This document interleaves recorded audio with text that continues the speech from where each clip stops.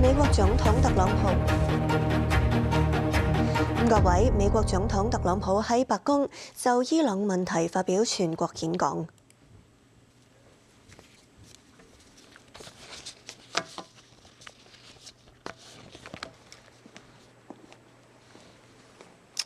Thank you very much. My fellow Americans, good evening. Let me begin by congratulating the team at NASA and our brave astronauts on the successful launch of Artemis II. It was quite something. It will be traveling further than any manned rocket has ever flown and will very substantially pass the moon, go around it, and come back home from a distance that has never been done before. It's amazing. They are on the way, and God bless them. These are brave people. We want to God bless those 4 unbelievable astronauts. As we speak this evening, it's been just 1 month since the United States military began Operation Epic Fury, targeting the world's #1 state sponsor of terror, Iran. In these past 4 weeks, our armed forces have delivered swift, decisive, overwhelming victories on the battlefield. Victories like few people have ever seen before. Tonight, Iran's Navy is gone. Their Air Force is in ruins. Their leaders, most of them terrorist regime they led, are now dead. Their command and control of the Islamic Revolutionary Guard Corps is being decimated as we speak.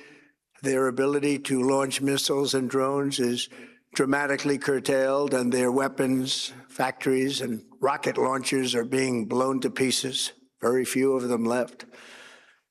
Never in the history of warfare has an enemy suffered such clear and devastating large-scale losses in a matter of weeks.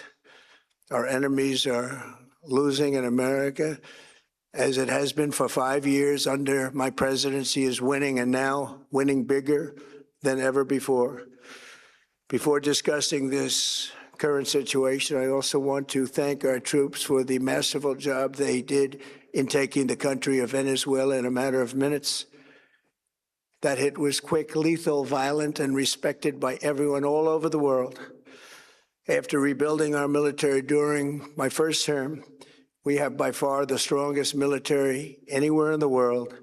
And now we're working along with Venezuela and are, in a true sense, joint venture partners. We're getting along incredibly well in the production and sale of massive amounts of oil and gas, the second largest reserves on Earth after the United States of America.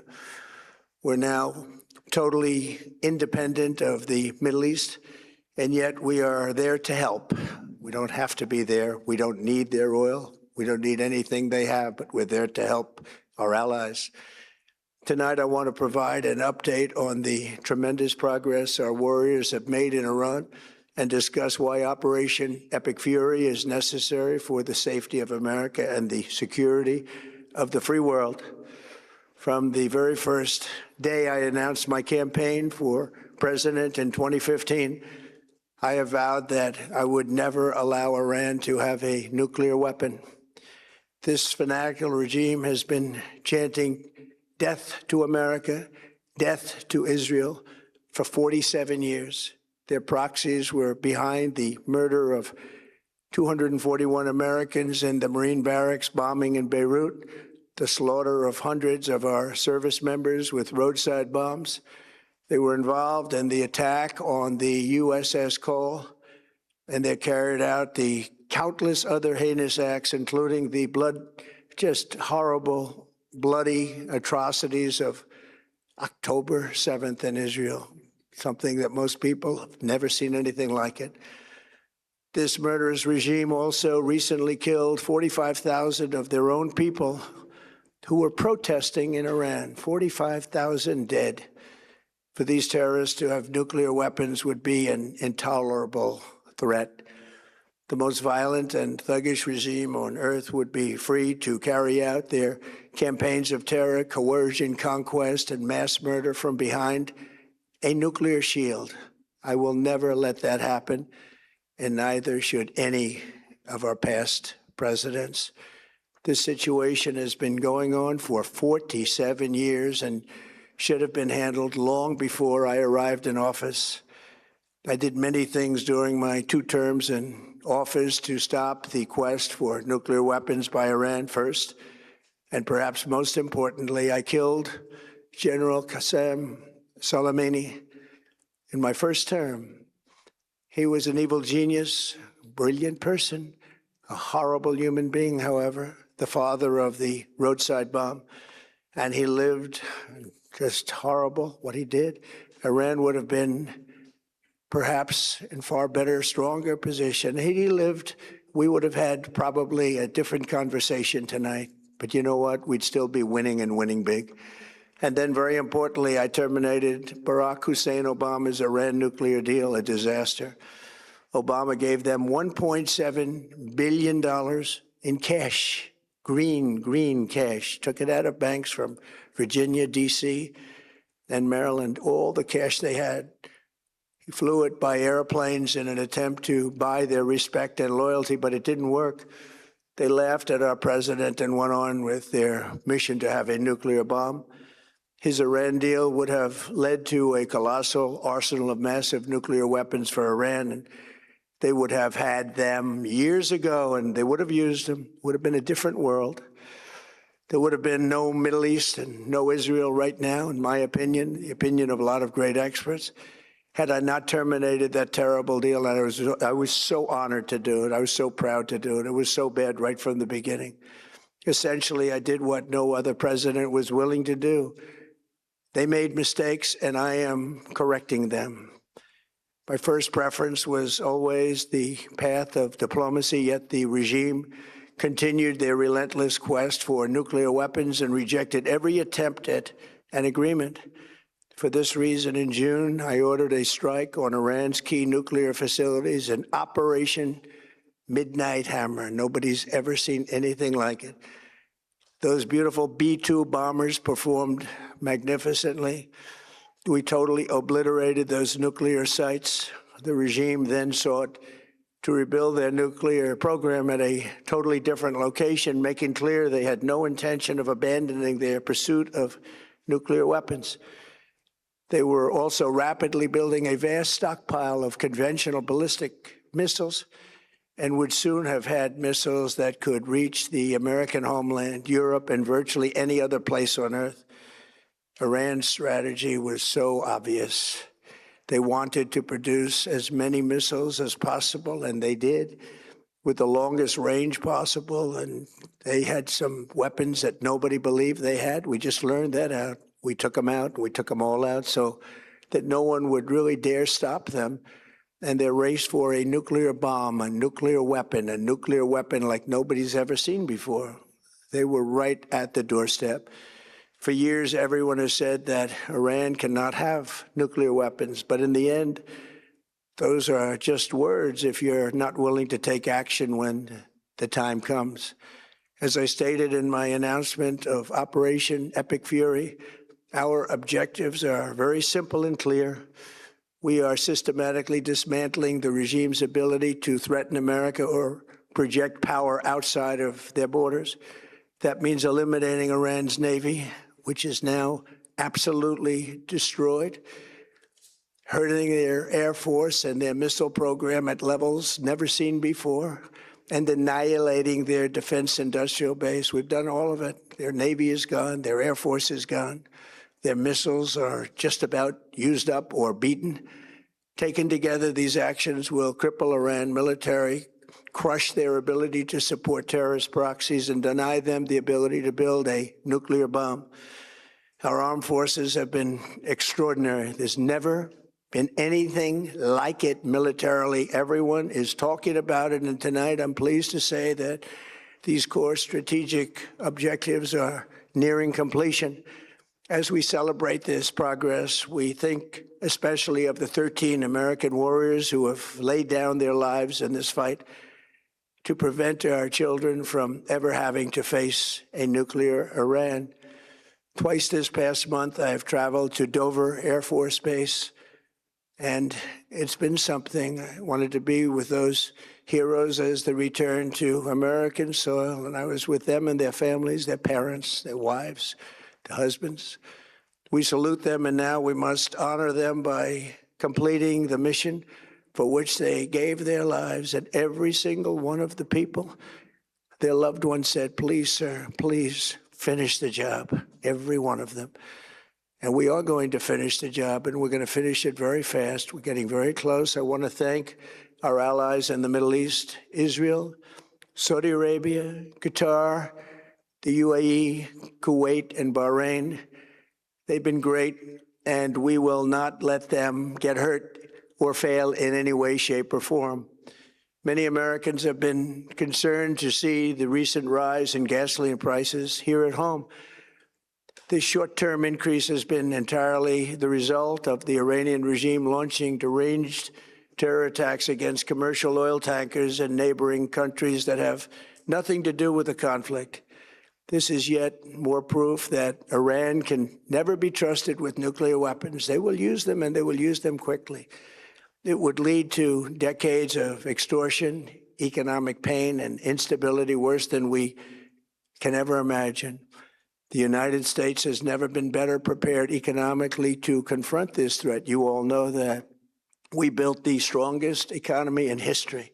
We're going through it right now, the strongest in history. In 1 year, we've taken a dead and crippled country. I hate to say that, but we were a dead and crippled country after the last administration and made it the hottest country anywhere in the world by far, with no inflation, record-setting investments coming into the United States, over $18 trillion, and the highest stock market ever, with 53 all-time record highs in just 1 year. It all positioned us to get rid of a cancer that has long simmered. It's known as the nuclear Iran, and they didn't know what was coming. They've never imagined it. Remember, because of our Drill Baby Drill program, America has plenty of gas. We have so much gas. Under my leadership, we are #1 producer of oil and gas on the planet, without even discussing the millions of barrels that we're getting from Venezuela. Because of the Trump administration's policies, we produce more oil and gas than Saudi Arabia and Russia combined. Think of that, Saudi Arabia and Russia combined. And that number will soon be substantially higher than that. There's no country like us anywhere in the world, and we're in great shape for the future. The United States imports almost no oil through the Hormuz Strait and won't be taking any in the future. We don't need it. We haven't needed it, and we don't need it. We've beaten and completely decimated Iran. They are decimated, both militarily and economically and in every other way. And the countries of the world that do receive oil through the Hormuz Strait must take care of that passage. They must cherish it. They must grab it and cherish it. They can do it easily. We will be helpful, but they should take the lead in protecting the oil that they so desperately depend on. So to those countries that can't get fuel, many of which refuse to get involved in the decapitation of Iran, we had to do it ourselves. I have a suggestion. #1, buy oil from the United States of America. We have plenty. We have so much. And #2, build up some delayed courage. Should have done it before. Should have done it with us, as we asked. Go to the Strait and just take it, protect it, use it for yourselves. Iran has been essentially decimated. The hard part is done, so it should be easy. And in any event, when this conflict is over, the Strait will open up naturally. It'll just open up naturally. They're going to want to be able to sell oil because that's all they have to try and rebuild. It will resume the flowing, and the gas prices will rapidly come back down. Stock prices will rapidly go back up. They haven't come down very much, frankly. They came down a little bit, but they've had some very good days over the last couple of days. We've done actually much better than I thought, but we had to take that little journey to Iran to get rid of this horrible threat. With our historic tax cuts, where people are just now talking about receiving larger refunds than they ever thought possible, They are getting so much more money than they thought. That's from the great big beautiful bill. Our economy is strong and improving by the day, and it will soon be roaring back like never before. It will top the levels that it was a month ago. I've made clear from the beginning of Operation Epic Fury that we will continue until our objectives are fully achieved. Thanks to the progress we've made, I can say tonight that we are on track to complete all of America's military objectives shortly, very shortly. We're going to hit them extremely hard over the next 2 to 3 weeks. We're going to bring them back to the Stone Ages where they belong. In the meantime, discussions are ongoing. Regime change was not our goal. We never said regime change, but regime change has occurred because of all of their original leaders' death. They're all dead. The new group is less radical and much more reasonable. Yet if during this period of time no deal is made, we have our eyes on key targets. If there is no deal, we are going to hit each and every one of their electric generating plants very hard and probably simultaneously. We have not hit their oil, even though that's the easiest target of all, because it would not give them even a small chance of survival or rebuilding. But we could hit it, and it would be gone, and there's not a thing they could do about it. They have no anti-aircraft equipment. Their radar is 100% annihilated. We are unstoppable as a military force. The nuclear sites that we obliterated with the B-2 bombers have been hit so hard that it would take months to get near the nuclear dust, and we have it under intense satellite surveillance and control. If we see them make a move, even a move for it, we'll hit them with missiles very hard again. We have all the cards, they have none. It's very important that we keep this conflict in perspective. American involvement in World War I lasted 1 year, 7 months, and 5 days. World War II lasted for 3 years, 8 months, and 25 days. The Korean War lasted for 3 years, 1 month, and 2 days. The Vietnam War lasted for 19 years, 5 months, and 29 days. Iraq went on for 8 years, 8 months, and 28 days. We are in this military operation, so powerful, so brilliant, against one of the most powerful countries for 32 days. And the country has been eviscerated and essentially is really no longer a threat. They were the bully of the Middle East, but they're the bully no longer. This is a true investment in your children and your grandchildren's future.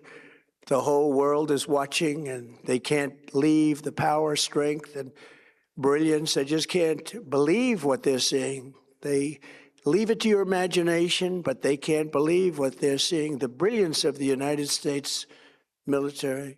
Tonight, every American can look forward to a day when we are finally free from the wickedness of Iranian aggression and the specter of nuclear blackmail.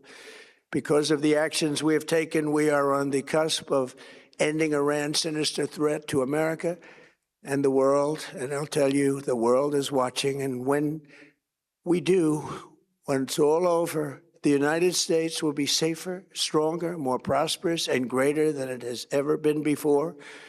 May God bless the men and women of the United States Armed Forces, and may God bless the United States of America. Thank you very much, and good night.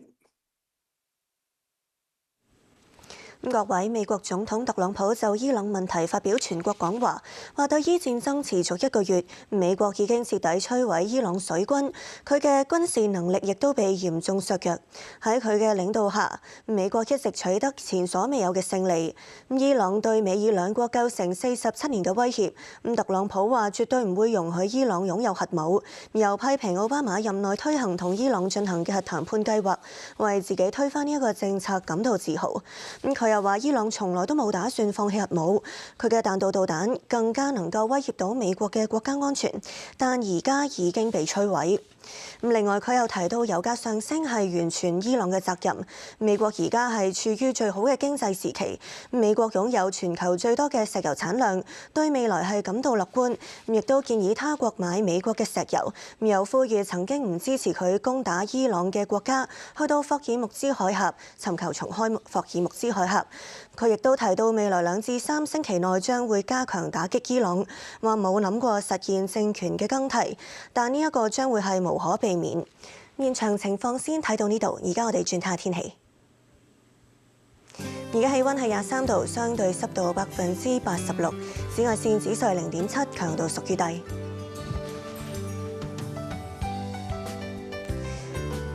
環保署公布嘅空氣質素健康風險，一般監測站係低至中，路邊監測站係中嘅水平。